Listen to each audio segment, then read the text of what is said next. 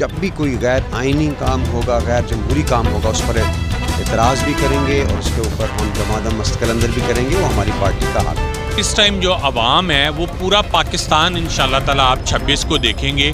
जाने की बात कर रहे हैं, फतह करके वापस आएंगे इंशाल्लाह। जैसे उन्होंने कहा था ना कि ये कई लोग होते हैं, उनको जब तक घसीट के ना उतारा जाए वो मानते नहीं है। केस अपने माफ़ कराने थे, कल वो इसहाक डार के भी केस माफ़ हो गए हैं, लेकिन ये कौम इनको कभी माफ़ नहीं करेगी। और जो मजलूम लोग थे उनकी बद्दुआएं, जितने लोगों के साथ उन्होंने ज़्यादतियाँ की, उनके जितने लोग मारे, इनको डर ही असल ये था कि जब अरशद शरीफ बोल पे आ जाएगा तो चैनल की तरफ से भी बोलने पे कोई पाबंदी नहीं होगी, वो खुलकर बोलेगा, बोल पर बोलेगा, वो इनसे बर्दाश्त नहीं होना था। बोल को सरप्राइज़ मैं सबसे पहले सिर्फ बोल पे बता रहा हूँ कि कल एक ज़बरदस्त सा तराना आ रहा है इंशाल्लाह। पूरी कौम गाएगी उसको, उसके ऊपर मार्च करती हुई पिंडी पहुँचेगी, आवाम निकलेगी इंशाल्लाह आपकी सोच से ज़्यादा।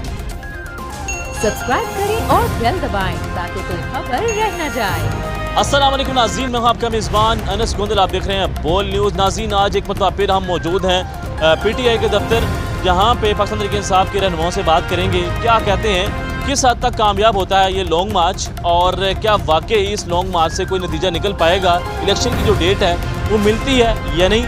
आइए हमारे साथ रहें, बात करें। सर ये बताएं कि आप क्या सोच रहे हैं, क्या करने वाले हैं? ऐसा तो नहीं होगा कि एक मरतबा फिर जाएंगे फिर वापस आएंगे? देखिए, पॉलिटिकल वर्कर जो है ना वो एहतजाज कर सकता है, वो उसका हक होता है, और एक एहतजाज का एक पॉलिटिकल प्रेशर होता है जो हुकूमत वक्त पर आता है। इसका बुनियादी मकसद तो वही है और ये किसी से ढका छुपा नहीं है। बहरहाल खान साहब वहाँ पहुँच कर क्या सरप्राइज़ देते हैं हमें देखना चाहिए, और हम जब भी कोई गैर आइनी काम होगा, गैर जमहूरी काम होगा, उस पर एतराज़ भी करेंगे और उसके ऊपर हम दमादम मस्तकलंदर भी करेंगे। वो हमारी पार्टी का हक है। एक सरप्राइज़ मैं भी कल देने जा रहा हूँ, एक तराने की सूरत में इंशाल्लाह, वो आपको कल नजर आएगा। कोई ऐसा इम्कान है कि खान साहब खुशखबरी दे दें, वहाँ जाने की ज़रूरत ही नहीं है? हो सकता है, किसी भी चीज़ का कोई भी इम्कान जो है वो हो सकता है। तो नवाज साहब और मरीम साहबा चली गई हैं यूरोप। अजीब सी खिचड़ी पक रही है। मैं समझता हूँ कि जैसे उन्होंने कहा था ना कि ये कई लोग होते हैं, उनको जब तक घसीट के ना उतारा जाए वो मानते नहीं हैं। तो अब अल्लाह की पकड़ में हैं ये लोग, मुख्तलिफ़ अतराफ़ से इनके ऊपर दुनिया गवाही दे रही है। अल्लाह बार बार लोगों को बता रहा है कि ये गंदे लोग थे, ये इस मुल्क के काबिल नहीं थे।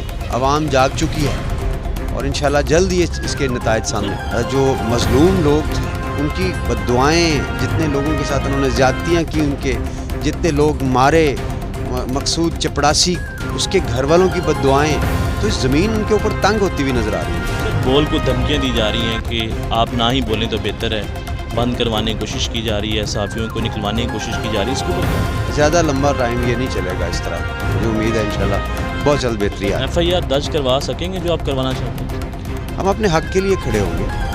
कायद-ए-आज़म से किसी ने पूछा था कि आप पाकिस्तान बना लेंगे, उन्होंने कहा था हम अपने हक़ की खातिर आखिरी वक्त तक लड़ेंगे, आगे तो काम अल्लाह का। कौन सा तराना है? थोड़ी सी बोल को खबर दे देना।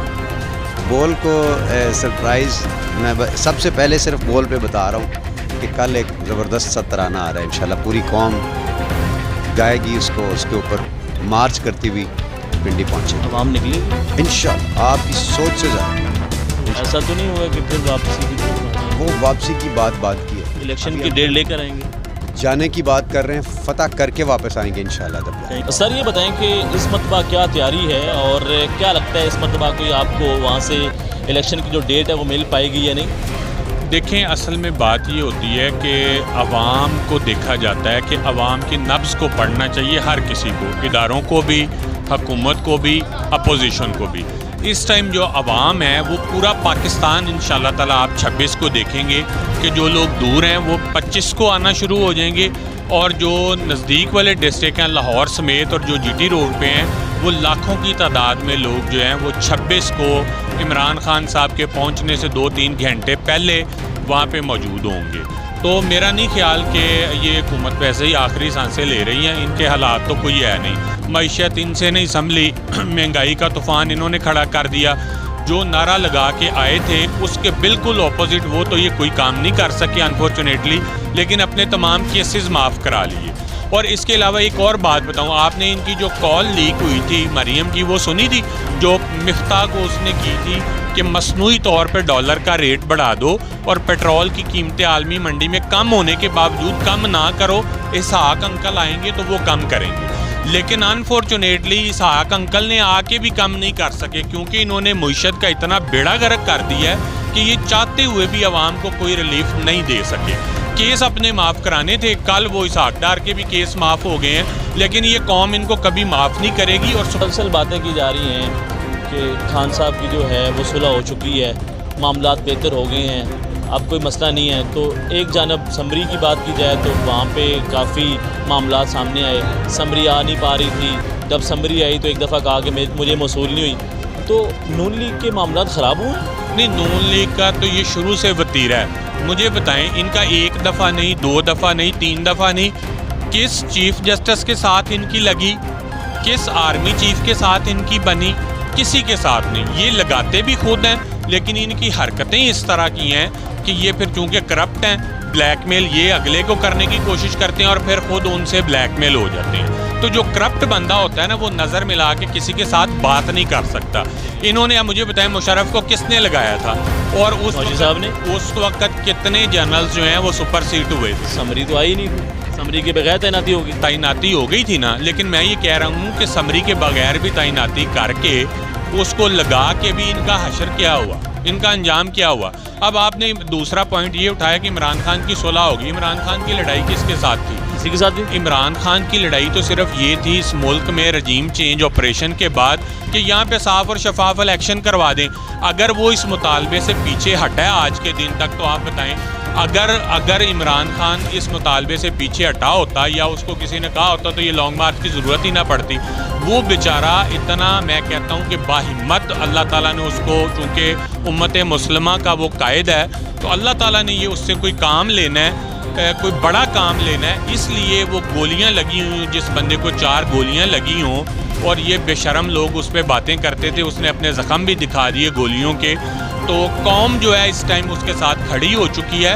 और जनरल इलेक्शन आप 10 दिन बाद ना होंगे, 15 दिन बाद ना होंगे, at the end of the day तो जनरल इलेक्शन ही इस मुल्क का पायदार, जो इस मुल्क का हाल है वो जनरल इलेक्शंस में है, और साफ़ और शफाफ इलेक्शन। ये बताएं कि जो बोल को धमकियाँ दी जा रही हैं, एंकर्स को कहा जा रहा है कि आप छोड़ दें, तो क्या कहेंगे? मैं समझता हूँ इंतहाई शर्मनाक और कभी फेल है ये। मीडिया की आज़ादी का ये राग लापते हैं, और मीडिया पे जिस कदर कदगन इस इम्पोर्टेड हुकूमत ने लगाई है, सहाफ़ियों को कत्ल तक कराने से तो ये बाज नहीं आए। अब जो इमरान रियाज खान हैं वो सही बातें करता है, जो अरशद शरीफ को इन्होंने कत्ल कराया, अरशद शरीफ भी बोल ज्वाइन कर चुके थे और वो जल्द पाकिस्तान आने वाले थे। इनको डर और ख़तरा यही था कि अरशद शरीफ जब बोल, चूँकि एक आज़ाद आवाज़ के तौर पर उभरा है, तो जब वो बोल पे आ जाएगा, पहले भी वो आवाज़ उठाता था लेकिन सेंसर कर दी जाती थी, उसको पुराने चैनल से नौकरी से निकलवाया। इनको डर ही असल ये था कि जब अरशद शरीफ बोल पे आ जाएगा तो चैनल की तरफ से भी बोलने पे कोई पाबंदी नहीं होगी, वो खुलकर बोलेगा, बोल पर बोलेगा। वो इनसे बर्दाश्त नहीं होना था। उसने कुछ वीडियोस भी बनाई हुई थी कुछ लोगों की करप्शन पे, उसने, क्योंकि वो इन्वेस्टिगेटिव जर्नलिस्ट था तो उसने अपनी इन्वेस्टिगेशन भी की हुई थी कुछ लोगों पे, वो उसने आके बोलने ऑन एयर कर देनी थी। इनको वो डर था, इसलिए इन्होंने उसका नाहक कत्ल कर दिया, और कत्ल कभी छुपता नहीं है। कुछ लोग तो सामने आ गए हैं, जो बाकी किरदार हैं इंशाअल्लाह ताला वो भी सामने आ जाएंगे। और यहाँ पर मैं बोल को खराज तहसीन भी पेश करना चाहूँगा कि इतने शदीद दबाव के बावजूद, बोल के मालिक को कत्ल की धमकी के बावजूद भी आप लोगों को भी खराज तहसीन पेश करूँगा कि जिस तरह आप डट के खड़े हैं। इमरान खान भी डट के खड़ा है, आप भी इस टाइम डट के खड़े हैं। जो इस मुल्क में इस वक्त डट